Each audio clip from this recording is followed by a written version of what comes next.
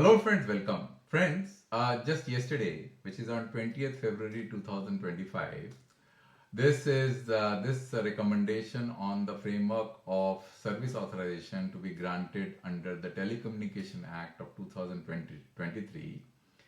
The response of TRAI with because of a back reference by DoT on 14/1/2025 was sent, right? And this was basically on what recommendation? The recommendation of 18/9/2024. So let me just summarize what I basically am saying again. TRA came out with the recommendation on 18/9/2024 under the banner of the new Telecommunication Act to come out with the structure of new authorization documents, because the licensing regime has to be amended and now it has to be replaced with authorization regime. So that for that purpose, this recommendation was sent. So what DoT did? DoT went through the recommendation and sent out a back reference to TRAI on 14th of January 2025, and TRAI is now sending its response to DoT, and this is the document that I am going through, and I'm going to touch upon some important key element of this document for your understanding, so that you can understand that how complex this whole issue is, and what is being discussed is a non-issue.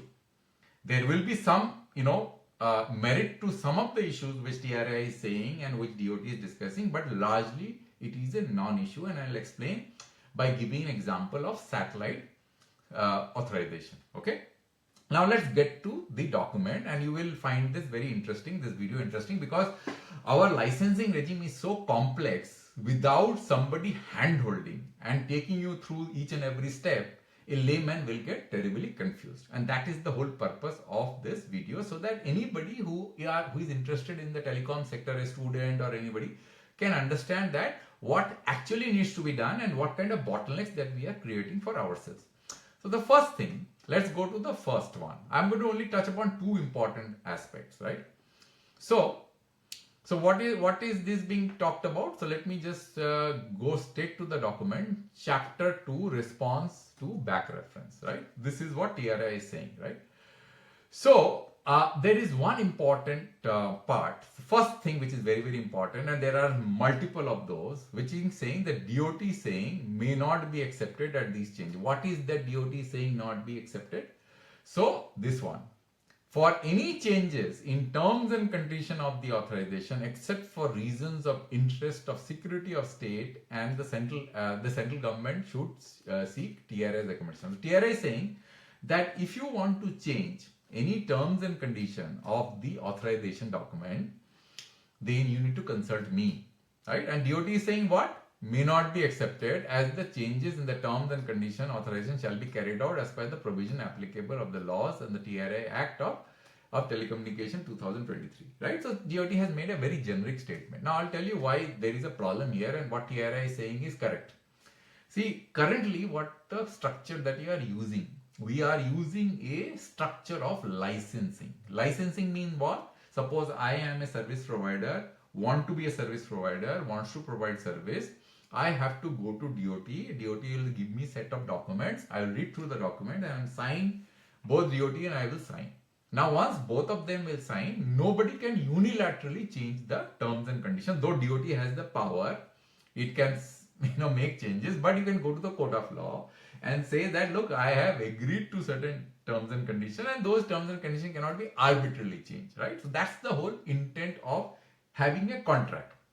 Now, why from contract we are getting into a regime of authorization? Because sometimes what happens is that in order to ensure that we have homogeneity across all the service providers who are working under a licensing regime, then it is important to have a integrated document, and that document will empower the DoT to harmonize a particular vertical of licensing regime, so that there are not distortions which might emanate because the licenses are given over a period of time. Okay, so that suppose some entity has signed certain terms and conditions, and you are going to change the terms and conditions for a new licensee in order to make his life simple. You can't do so because a contract has already been agreed upon, and that is the reason why this authorization regime is very good. And worldwide, authorization is the practice followed. Nobody generally follows licensing regime. Okay. Now, because of this, TRAI is saying that you need to consult me, which is the right thing to do, because if some conditions are changed arbitrarily without even consulting the operators who are going to get impacted, right? Then what will happen? Then nobody will make investments. So TRAI is making that. So I agree with TRAI's point of view that this, safeguard should be there, right? So that is one. Second thing, which is important, which I'm going to talk about here. I just go here, and this is all logic which I already explained to you. So TRAI is saying that for making any substantial change or termination, it reiterates its own recommendation. Then comes this recommendation 4.2, and the duties. Not this. I'll just go into one of those recommendations, which is very, very important. Where is it? Yeah, this one. So this is recommendation 4.6a. Now, you don't have to read through this, and I will simplify this a little bit clearer. So what it is being saying is, what DoT is saying is that TRAI has recommended a satellite service authorization vertical separately out, extracted out of the unified service. Though unified service empowers you to offer all kinds of service, including satellite service. Okay. But TRAI is saying that I am going to have a separate satellite service authorization, and DoT is saying that you need not do that to ensure that the satellite, including non-terrestrial network technology, could be used to provision each type of telecommunication services to eliminate the possibility of arbitrage and taking care of technology development related to heterogeneous network. Instead of having a separate authorization for satellite-based network services under the main service authorization, the condition recommended for satellite-based telecommunication service authorization (GMP) service may be part of the common condition. So it's saying that you merge them two, don't give separate authorization. But here I is saying I'm going to give separate authorization because there are so many separate authorization under various verticals, right? With different entry fees, but the license fee is in general common. There could be some authorization where there would be no license fee, but in general, license fee is 8% of the revenue, and the revenue definition is also similar in nature. And there are certain additional levy like spectrum usage charge for those who carry spectrum on top of their head, and the options are separate out completely. Now, let me tell you that this issue is not about whether you have to have a separate authorization or you have an integrated authorization. This issue is something more different. Because what DoT is saying that possibility of arbitrage. I don't understand what arbitrage they're talking about. They're saying that there could be a possibility, to ensure that the provision of each technical service to eliminate the possibility of arbitrage and take care of development related to heterogeneous network.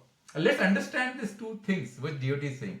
Heterogeneous network. So what is heterogeneous network? Heterogeneous networks are networks which are offering similar services but using a different structure altogether. Like satellite has a different structure altogether, but it may offer services which are offered by the USL service providers also. So DoT is visualizing that, if you have a separate service authorization, then there will be some kind of problems. In my view, both the situation will be as bad, right? It should be something different. What it is going to be different? What should be different? See, what happens is that, let's give you an example. Let's say there is a satellite service provider. Satellite service providers can be different from the USL service provider, which means that the resources that they control in the sky are going to be theirs under the banner of a different company. Because the USL service providers, they are doing what? They are buying equipment, right? And having complete right of those equipment, they are buying spectrum and they are deploying those services, right? Now, typically, a USL player who is deploying services on ground will not have control over the satellite network because satellites have already been deployed. They are being owned by somebody else. There could be possibility that one entity, maybe Bharti or somebody else, may someday buy that company. That's a different point altogether. But normally, the structure would be that there will be a different company, there will be a different company running the USL service. Now, the point about this heterogeneous network, technology development or heterogeneous network, right? They have to integrate with each other in order to create a combined services under the, on the banner of the mobile phone is being visualized by DoT. And TRAI is saying that, look, I need to develop the satellite market first. I can't create so much barrier by integrating into under the USL So therefore I need a separate authorization, because like internet service authorization, there are so many internet companies and you have got only 4 USL service companies. Therefore, if you create a single authorization under the USL and don't have a separate authorization under satellite services, then the satellite market can't be developed. My point is completely different. Let's say if a satellite player who has launched so many satellites on ground, and if he's wanting to offer a pan-India services, right? So definitely his financial worth, or you can say the might, cannot be underestimated. So he can take a 10 crores USL license, not a problem. But the issue is something more. What is more? The collaboration between the satellite entity with the USL players to offer this non-terrestrial network. The non-terrestrial network is not just the networks which are basically being used or being positioned as a complementary service with the FWA fixed wireless services, like those are being offered by Reliance Jio, like fiber on the air, etc., right? Geo fiber, all those things.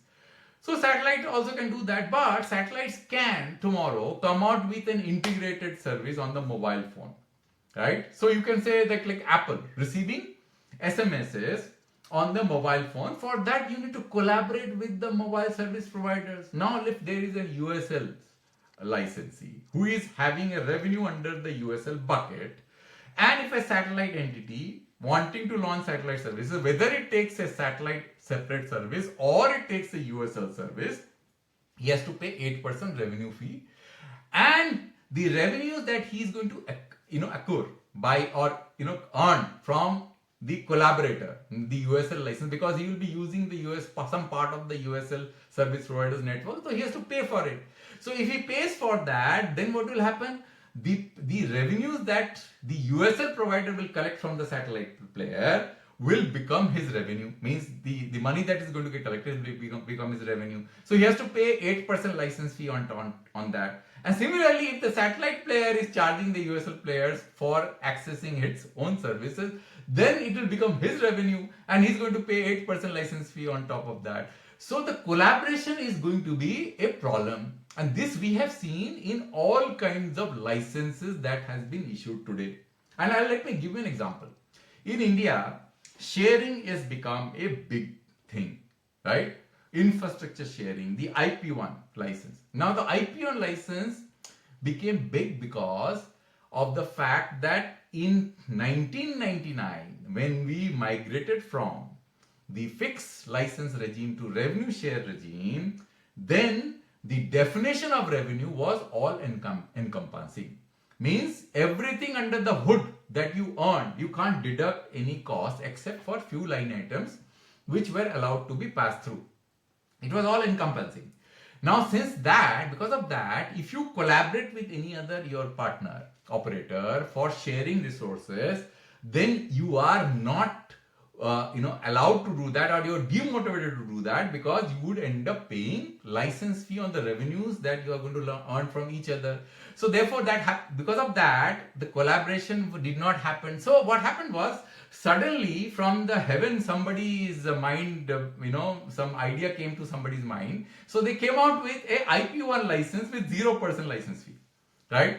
So everybody start collaborating, their infrastructure sharing happened, because telecom infrastructure, which is the critical part, the backbone of telecom infrastructure, is being left out of the licensing regime, and that resulted in collaboration. The people were very happy. India has shown the way to the world how the infrastructure sharing has become such a success in India.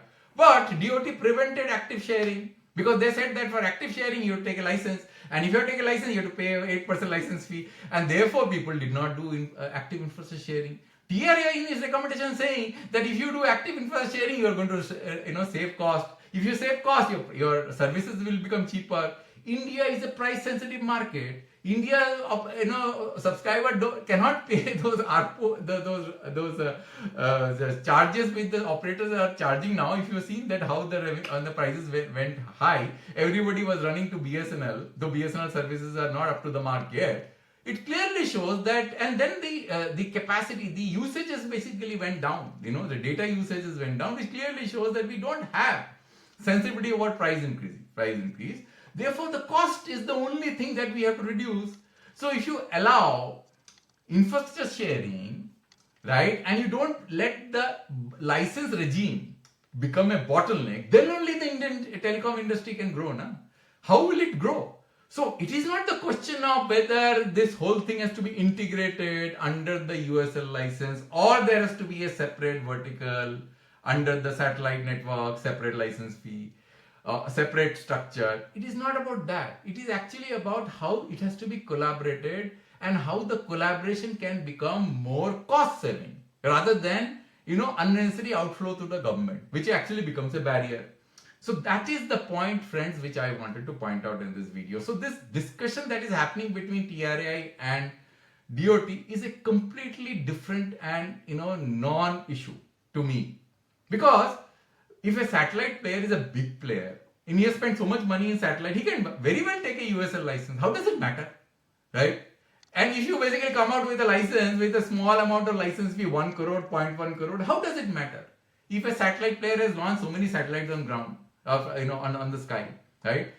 So therefore, there could be some entities who may benefit for it, but as I told you, the license fee has to be proportionate to the amount of management that is required for the license by the DoT official, their salaries, their cost of management of license, rather than imposing certain fees on license arbitrarily.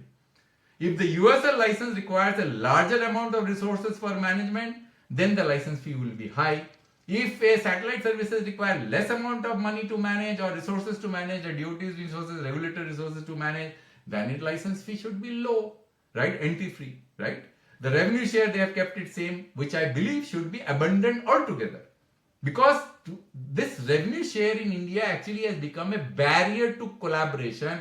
And today, the whole AGR issue that we see with Vodafone grappling with a 20-year battle on the definition of revenue share, today has collapsed the industry completely. It is in the brink of bankruptcy and in the brink of total authority, non-competitiveness and monopoly, and which will impact the consumers, right? Those who will survive, they will be very happy, because everybody will be every operator will die in the market and there will be no competitors. But the revenue share licensing regime is the genesis of this AGR thing which Vodafone is currently facing. So friends, that's all. I don't want to get into the details as to what the arguments are, what TRAI is justifying. It does not matter. It's like what DoT is saying, I don't agree with you. DoT is saying that there will be arbitrage. I don't see any arbitrage here. What I see is only barrier. There is a barrier because whether you take a USL license, whether you take a satellite license, you have to pay 8% license fee and you will not be allowed to collaborate, and you need to collaborate. What they are saying, if you look at here, what TRAI is saying, that I have already allowed this NTN network which I was talking about, this non-terrestrial network, but you have to follow a specification 3GPP. Why? Why you have to follow 3GPP? Because Apple SMS services in US using Globostar network does not follow 3GPP. So why should you actually come out with some kind of barriers, right? Which you think is the way the world is going to move. No, the world will move in a different way. You can't put those barriers. You should make it very simple. To summarize this discussion, let me summarize this discussion. The licensing regime should be simplified. There cannot be so many authorizations. You can basically have different terms and conditions for security and all those things, that can understand. But the price of authorization should be proportionate to the amount of money required to manage that authorization. Bottleneck resources should be priced. They should be auctioned to break the queue, but auction fee has to be managed in such a way that it should not become a barrier to entry. And the revenue share licensing regime has to be abundant. It can be fixed license fee, right? And why it has to be abundant? Because it is preventing collaboration. All those entities operating under different vertical companies, right, have to collaborate with each other to bring an offering on ground. You can't really come out with specification. It has to be 3GPP, it has to be some IEEE. Those will become a barrier. It will become a barrier because we are already seeing satellite services integrating on phones being launched which are non-3GPP standard, and when a satellite services is going to be on phone, it has to collaborate with the USL license because it has to use its own spectrum. the USL spectrum. Without using the USL spectrum, you can't deploy a satellite services integrated as an IMT service. Not possible. What Apple is doing is a different ball game altogether. It's using global star spectrum. But if you want to use the IMT spectrum, then you have to pay the USL license provider fees. So it is not in the interest of the USL service providers also. What TRAI, this licensing regime that we have with 8% license fee. Because that is going to create a double counting on the revenue and it will prevent them to collaborate, because in future, if you have to have mobile phone or satellite satellite services on your mobile phone, you can't deploy those services in a different spectrum. It can't be done, because it should be same spectrum which the service providers are using, because those phones are tuned to those spectrum. You can't really buy a separate phone in a different spectrum to use those services. Then the purpose of it is going to get solved. You understand what I'm saying now? So thank you friends for your time. I'll come back with a new video next time, and hope you have liked this topic, because this topic is pretty important. It is so important that if we simplify our licensing regime, then we are only going to grow, and we will be empowering the consumer with cheaper services, more highly you can say empowered services, and the cost of those services will go down. Thank you friends for your time. I'll come back with a new video next time.